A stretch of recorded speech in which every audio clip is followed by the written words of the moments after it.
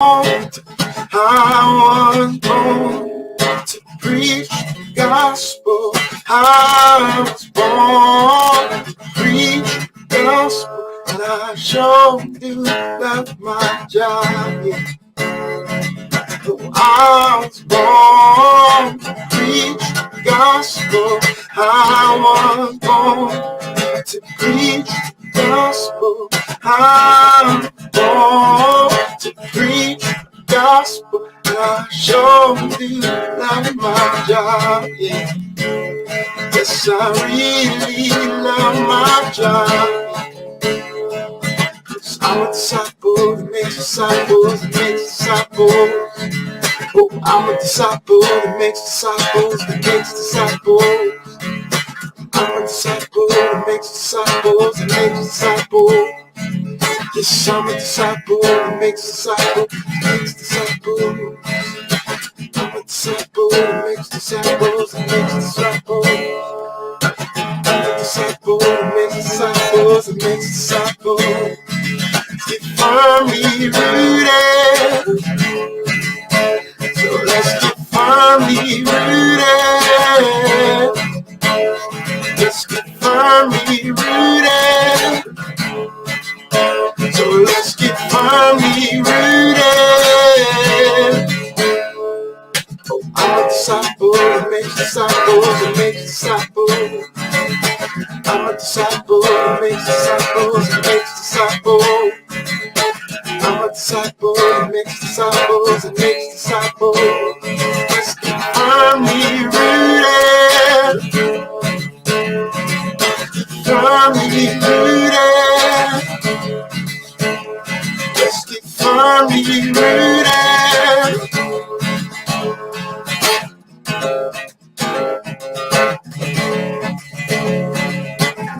Yeshua, Yeshua, Yeshua, Yeshua,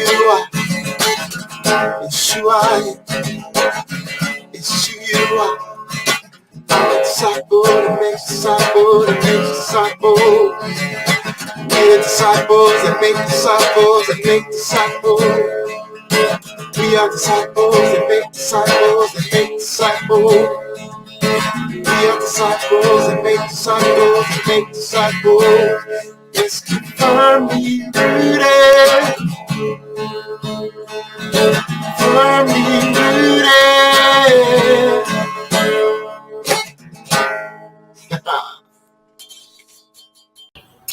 Good morning, guys. I hope you can hear me. I'm outside at a campground up in Davison. My last day here on vacation, and then I'm going to be coming back to Oxford. I just give me a thumbs up if you can hear it, if it's broadcasting well. Internet is really sketchy up here. It's been kind of, I rented the Wi-Fi up here, and it was so slow that thank you very much. Last night, I'm going to go a little off track here for a minute because that's what Tom does. We had a fire. We were sitting by the campfire, and it was a nice glow, and it was warm, and we were eating marshmallows, but that had nothing to do with it. I couldn't help but be reminded. I was thinking to myself, I wonder if this is what happened every night with the disciples. They all sat around the fire as it got dark and shared the day, and the fellowship that probably came from those hours was probably amazing. Do you think, as they sat there, they would recall the day's miracles or the day's healings or whatever they had done together just as a crew? I can't imagine how awesome that must have been. I wrote this down as I was doing it because so many times I see these, I have these thoughts. I go, that's a brilliant idea. And then 2 hours later, I have no idea what it was. I just remembered it was a brilliant idea. And then I think to myself, well, if it was that brilliant, I'd have probably remembered it. But anyway, I just picture the fire scene, and each imagine each man taking a few Peters that goes, wow, when that leper was healed, that was something to me. It's kind of like men's group when we sit and share. That's how I pictured their event or their night as they unwound from the day's views, the things they'd witnessed, the the people they'd come across, the interactions with the Pharisees. I mean, there's so many instances where you say their fireside chats must have been amazing. Every night they fell asleep with the stories of their day in their head. I think sometimes of an evening fire is it stirs up emotions and feelings of reminiscence. Do you think after his resurrection that when they sat by a fire at night, they would think back on the times they were with Jesus and how he shared and talked and led and taught. I picture them maybe sitting in a fire with a tear or two in their eyes. I also wonder sometimes if the fire of Pentecost wasn't a subtle reminder of the hours and evenings they spent together in their journey. They lived with Jesus. I mean, they loved him. Their lives were changed by him. And that's where today's verse is going. Jesus transformed the disciples' lives. To do Jesus' ministry, their old lives had to die. They were fishermen, they were tax collectors. He didn't say, come follow me, but keep doing what you're doing. He said, come follow me. He said, he basically asked them to change their lives, to give up everything. And so I will put up today's verse, since I haven't done that yet, and we'll read it together, hopefully, if I don't screw this up. Therefore, I love therefores.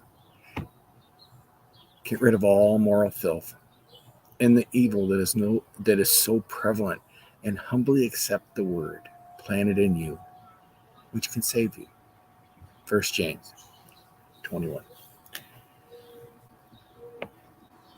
Jesus didn't ask his disciples to be fishermen.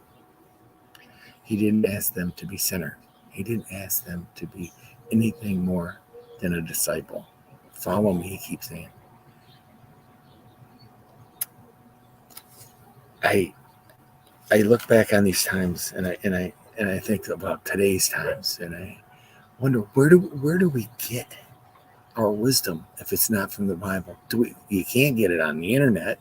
You can't get it in social media.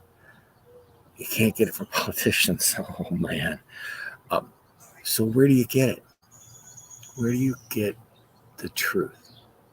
Obviously, the second part of that verse. Therefore, get rid of all moral filth, so you can and humbly accept the word planted in you. He's planted in us. How do you like that? The word's already in us. I think we've read that before in other studies and stuff, and I find it fascinating. To this morning, I want us to look at our lives. Is Jesus asking us to give up anything? Is he saying, Steve, this is okay, but you need to do this? Do you need to give up that? I hope it's not pizza.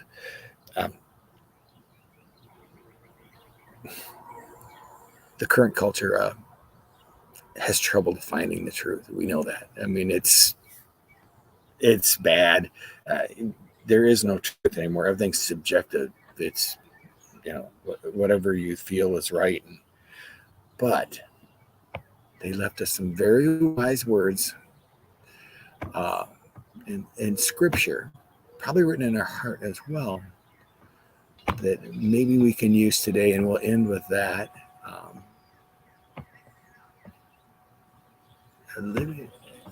Pardon my slowness. I don't do this a lot. This is from Romans 12, 1 through 2. And if there's ever a verse for today, this would be the one. Therefore, I urge you, brothers and sisters, in view of God's mercy, to offer your bodies as a living sacrifice, holy and pleasing to God. This is your true and proper worship. Do not conform to the pattern of this world, but be transformed by the renewing of your mind. Then you will be able to test and approve what is God's will, his good, pleasing, and perfect will.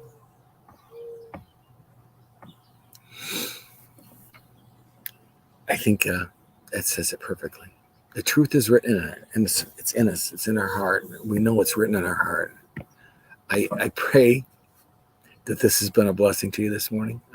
I hope it worked. I was a little scared because I'm using my iPhone and streaming off it because the internet was so bad. Let's see if anybody else dropped in on us real quick, and I say goodbye to you all then, and I pray. I see. Oh, hey, Tom. Good morning. Oh, I see Pastor Tom showed up. He's checking up on me. Here, I thought it was unsupervised. And Ed, it's nice to see you, man. It's been a blessing, boys. I can't tell you how much fun I have doing this. This was a tough one. It's not easy. I kept staring at it going, what am I going to talk about it? And then the campfire bailed me out. I pray this has been a blessing to you, and have a firmly rooted day, and we'll see you Sunday.